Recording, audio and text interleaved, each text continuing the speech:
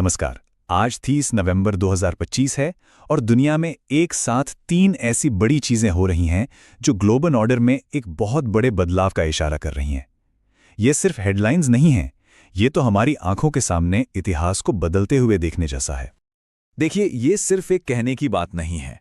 आज जो हो रहा है वो अचानक है, नाटकीय है, और ये समझना बहुत जरूरी है कि ये अलग अलग दिखने वाली घटनाएं असल में एक बड़ी तस्वीर का हिस्सा कैसे हैं। ठीक है, चलिए इसमें जरा गहराई से उतरते हैं।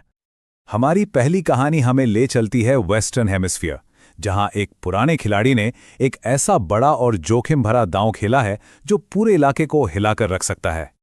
अब ये समझना जरूरी है कि ये कोई मामूली पाबंदी नहीं है। जब कोई देश दूसरे देश के लिए अपना एयर स्पेस पूरी तरह बंद कर देता है तो ये एक बहुत ही आक्रामक कदम माना जाता है। मतलब आप उस देश को हवाई रास्ते से दुनिया से पूरी तरह काट देते हैं। तो यहाँ सबसे दिलचस्प बात यह है कि दो अलग अलग कहानियां चल रही हैं। एक तरफ अमेरिका का ऑफिशियल बयान है कि ये ड्रग्स के खिलाफ एक बहुत बड़ा ऑपरेशन है, लेकिन ज्यादातर एनालिस्ट्स को लगता है कि ये असली कहानी नहीं है। उनका मानना है कि ये तो वेनेजुएला ने सत्ता बदलने के एक बड़े प्लान का बस पहला कदम है। तो इसका फौरी असर क्या हुआ है? खैर, सारी फ्लाइट जमीन पर हैं, आसपास के देशों में तनाव बढ़ गया है और इसका असर ग्लोबल इकोनॉमी पर भी पड़ेगा, खासकर तेल की कीमतों पर। और ये जो नवंबर प्रोटोकॉल की अफवाहें हैं वो तो जैसे आग में घी का काम कर रही हैं। चलिए अब पश्चिम से हटकर पूर्व की ओर चलते हैं, जहां एक और बड़ा बदलाव हो रहा है। लेकिन ये किसी फौजी टकराव के बारे में नहीं है। ये है पावर के एक ऐसे रीबैलेंस के बारे में जो शायद 21वीं सदी की पूरी कहानी ही बदल दे। ये कोई और नहीं, भारत के विदेश मंत्री का सीधा सीधा बयान है, और ये अपने आप में एक बहुत पावरफुल मैसेज है। वो साफ साफ कह रहे हैं कि अब दुनिया को सिर्फ दो सुपर पावर अमेरिका और चीन के बीच चुनने की कोई जरूरत नहीं है। और हां, ये सिर्फ बातें नहीं हैं। हाल ही में जो एशिया पावर इंडेक्स आया है वो भी इसी बात की तरफ इशारा कर रहा है। वो दिखाता है कि भारत अब अमेरिका और चीन के ठीक पीछे नंबर 3 पर एक मेजर पावर बन चुका है। तो मतलब डेटा भी इसी दावे को सपोर्ट कर रहा है। तो भारत का मैसेज एकदम साफ है, दुनिया को दो खेमों में से किसी एक को चुनने की जरूरत नहीं है। वो दौर अब खत्म हो गया। वो दुनिया को बता रहे हैं कि अब सिर्फ दो ऑप्शन नहीं हैं। वो एक मल्टीपोलर दुनिया की वकालत कर रहे हैं, जहां भारत जैसी दूसरी ताकतों का भी एक अहम रोल हो।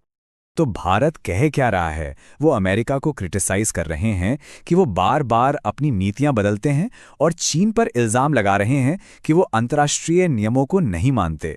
उनका लक्ष्य बिल्कुल साफ है, एक तीसरा पोल बनाना जो वॉशिंगटन और बीजिंग दोनों से आजाद हो। और अब हमारी तीसरी कहानी, जो दिखाती है कि अब तो जंग को सुलझाने के नियम भी बदल रहे हैं। ये कहानी है यूक्रेन में जंग खत्म करने के एक बहुत ही अलग, एक अनकन्वेंशनल प्रस्ताव के बारे में। लीक हुए ट्रंप पीस प्लान की हेडलाइन कुछ ऐसी है। देखिए, ये कोई पारंपरिक शांति समझौता नहीं है। ये एक बिजनेस डील जैसा ज्यादा लगता है, जहां नैतिकता से ज्यादा इकोनॉमिक्स पर फोकस है। तो ये डील काम कैसे करती है? इसे 3 आसान स्टेप्स में समझा जा सकता है। पहला, लड़ाई रोको। दूसरा, कुछ जमीनों की अदला बदली करो। और तीसरा, और ये सबसे जरूरी हिस्सा है, यूक्रेन के पुनर्निर्माण के बड़े बड़े कॉन्ट्रैक्ट्स खासतौर पर अमेरिकी और यूरोपियन कंपनियों को दिए जाएंगे।